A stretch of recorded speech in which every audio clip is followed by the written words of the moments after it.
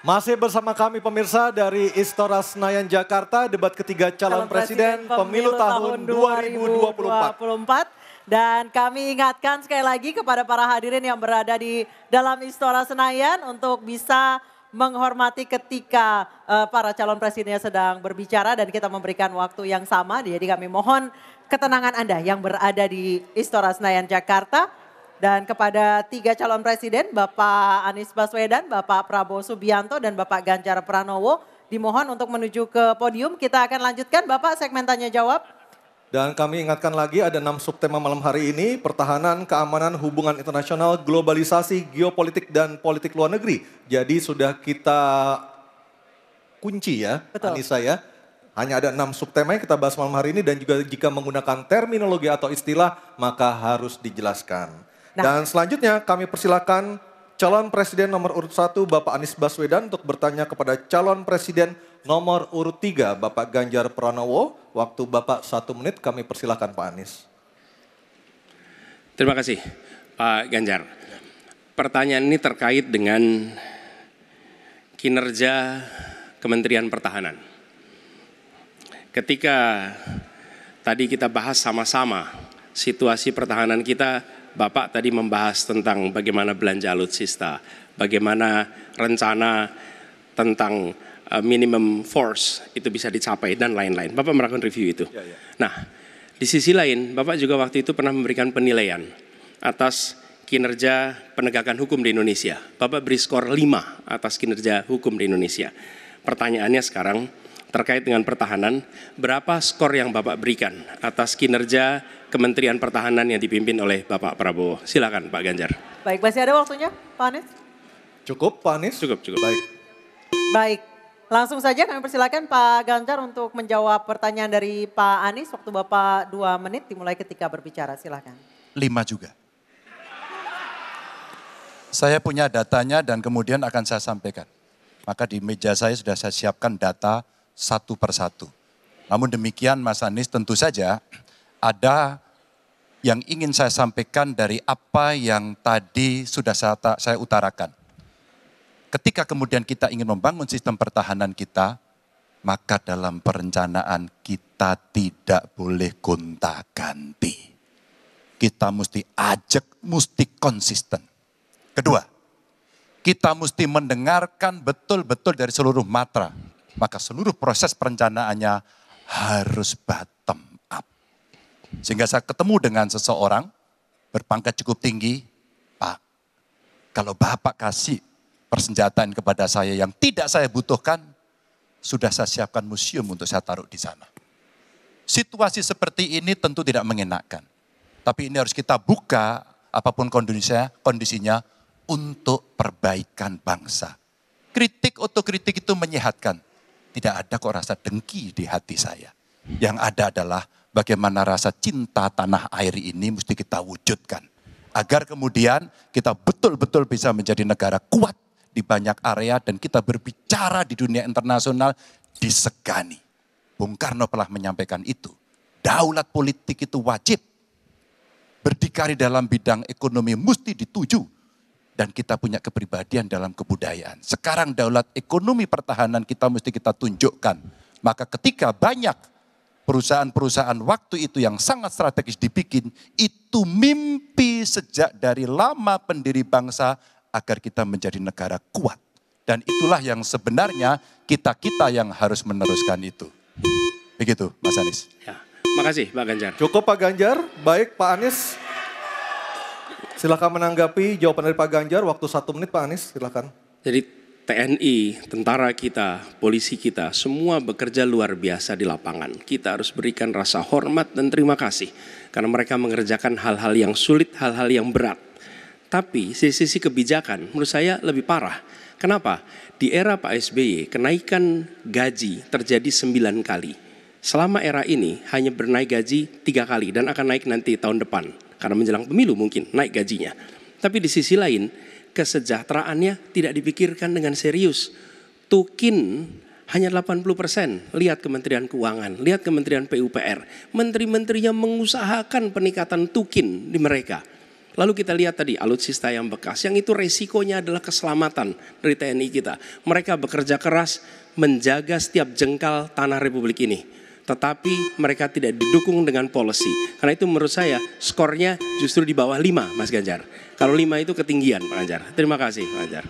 Baik, waktu habis Pak Anies. Pak Ganjar silakan jawab pertanyaan dari Pak Anies. Waktu Bapak 1 menit. Silakan Pak Ganjar. Mas Anies gak usah takut. Disebut aja angkanya berapa gitu loh. Kayak saya gitu loh. Jangan di bawah 5, sebut aja berapa. 11 Mas, dari 100. Oke. Ini sedikit ngajari kendel Mas Anies biar berani. Apa yang kemudian saya lakukan dari jawaban saya untuk membela para TNI kita? Saya bersama mereka. Saya mendengarkan, saya berkeliling Indonesia, saya mampir bertemu di rumah-rumah mereka, di asrama-asrama mereka. Maka kami tidak mau kalau kemudian mereka, mohon maaf, bertempur dan mati sia-sia. Saya tidak rela. Maka itulah yang saya bela. Maka perencanaan bottom up itu betul-betul sebuah perencanaan yang mereka inginkan. Mereka harapkan dan mereka bisa menggunakan dengan sangat efektif. Termasuk pada soal kesejahteraan tadi yang disampaikan. Dan saya sepakat pada soal itu. Baik, terima kasih Pak Ganjar. Mohon tenang, mohon tertib Bapak dan Ibu sekalian. Kita akan lanjutkan, kami persilahkan kepada Capres nomor 2 Pak Prabowo untuk bertanya kepada Capres nomor 1 Bapak Anies Baswedan. Waktunya 1 menit Pak Prabowo, kami persilahkan. Saya cukup kaget karena beberapa hari yang lalu calon wakil presiden Bapak menyampaikan bahwa negara kita tidak dalam keadaan perang sehingga untuk apa kita harus beli alat-alat perang. Tapi hari ini Bapak mengatakan Bapak setuju dengan kenaikan anggaran 1-2%. Jadi itu saya minta ketegasan. Yang kedua, ya sekali lagi data-data yang Bapak pegang adalah keliru dan juga Pak Ganjar tadi juga banyak kelirunya. Saya sangat transparan dan semua partai yang mengusung Bapak Profesor Anies mendukung APBN, berarti mendukung program saya. Termasuk PDIP di Komisi 1. Waktu habis Pak Prabowo. Baik, Pak Anies silakan untuk menjawab pertanyaan Pak Prabowo, waktu Anda 2 menit. Silakan. Ya, jadi kita butuh pertahanan yang sesuai dengan ancaman nyata yang ada di depan kita. Ancaman ini dirasakan oleh siapa? Dirasakan bukan saja di dalam batas-batas teritorial, tapi juga di keluarga. Bagaimana ancaman atas penipuan online, bagaimana ancaman atas peretasan, bagaimana ancaman atas judi online, bagaimana ancaman-ancaman terorisme. Itu semua membutuhkan perhatian. Jadi bukan memutuskan untuk belanja alutsista berdasarkan selera dan berdasarkan preferensi masa lalu, tapi justru harus mencerminkan kebutuhan masa depan. Inilah yang menurut kami penting. Ya, anggarannya perlu kita tingkatkan, tapi jangan keliru. Ancamannya juga mengalami pergeseran. Jadi itulah sebabnya mengapa kita melihat perlunya ada strategi yang baik. Supaya apa? Supaya kekuatan yang kita miliki mereka bisa bekerja dengan optimal, tidak sia-sia. Lalu Pak Prabowo yang saya hormati, ini bukan soal pribadi, ini soal negara, ini soal policy. Penjelasannya ya di tempat ini, bukan di ruang-ruang tertutup yang tidak diketahui oleh publik. Justru kalau Bapak ketahui datanya salah, tunjukkan di tempat ini sehingga publik bisa mengetahui. Bukan dalam pertemuan-pertemuan lain yang tidak jelas dari mana kita bisa menilai akurasinya. Jadi menurut hemat kami, bila ada di antara kami yang faktanya keliru, Bapak tunjukkan. Tapi kalau Bapak tidak menunjukkan, berarti memang faktanya benar. Itulah kenyataan yang ada di lapangan. Dan ini juga yang selalu kami gunakan. Kami gunakan fakta-fakta itu. Itulah sebabnya, Pak, kami melihat penting sekali untuk kita tenang, dingin, jangan emosional dalam menghadapi persoalan-persoalan kenegaraan, dalam menghadapi persoalan-persoalan pertahanan. Demikian jawaban kami. Terima kasih. Baik, terima kasih Pak Anies. Oke, tenang dulu. Tenang dulu. Mohon tenang Bapak dan Ibu, mohon tenang supaya kita bisa mendapatkan intisari dari jawaban maupun pertanyaan dari ketiga capres kita ini. Dan kami persilakan Pak Prabowo untuk menanggapi Pak Anies dalam waktu 1 menit Pak. Kami persilakan Pak Prabowo. Pak Anies. Saya tidak bicara tertutup, saya bicara di Dewan Perwakilan Rakyat Komisi 1, di mana semua partai yang mengusung Bapak hadir dan menyetujui yang saya ajukan. Jadi dan juga sekarang waktunya nggak ada, jadi saya mengundang kita bicara terbuka. Terbuka, silakan. Tapi saya ingatkan, Bapak cinta atau tidak dengan negara ini? Masa kita mau buka semua kekurangan kita, semua masalah kita buka di depan umum? Apakah itu pantas? Di negara yang baik, di negara maju, masalah rahasia ada, Profesor. Jadi bohong, saya tidak minta tertutup. Saya terbuka, Komisi DPR terbuka. Baik, waktunya habis. Waktu habis Pak Prabowo, waktu habis. Kami persilakan Pak. Mohon tenang. Tenang Hadirin, dulu, mohon tenang dulu kita lanjutkan. Supaya pemirsa di rumah juga bisa mendapatkan intisari dari acara kita malam hari ini. Mohon tenang. Silakan Pak Anies untuk memberikan tanggapan atas pernyataan Pak Prabowo. Waktu Bapak 1 menit. Tidak ada yang perlu dirahasiakan.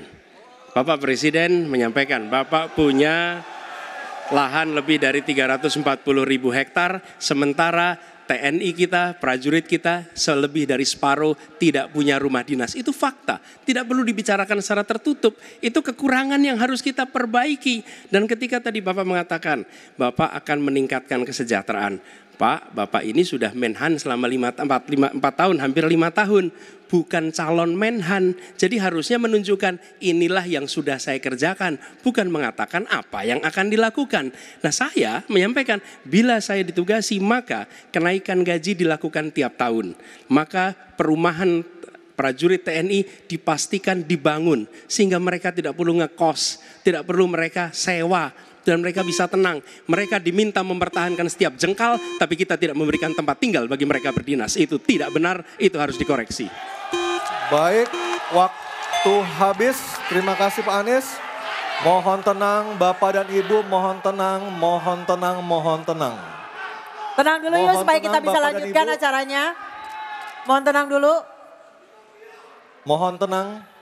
Mohon tenang menjaga ketertiban, kita berikan hak yang sama kepada 3 capres kita, mohon tenang.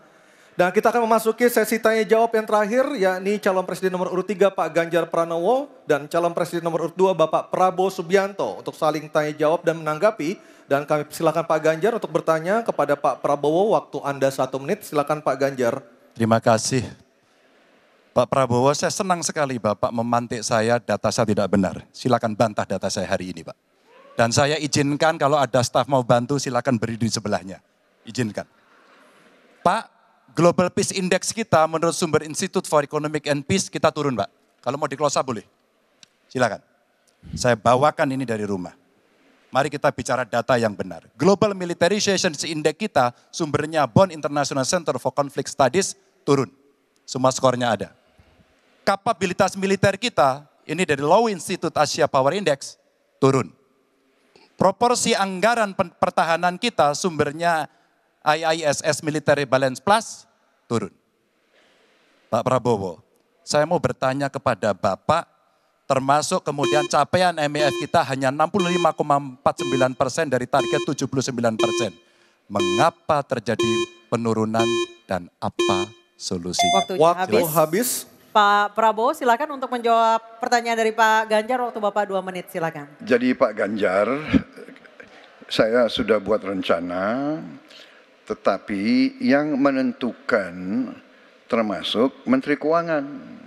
Dan masalah yang kita hadapi, tolong ya, saya memang sudah jadi Menteri Pertahanan 4 tahun, tetapi kita diganggu oleh COVID 2 tahun, di mana terjadi refocusing.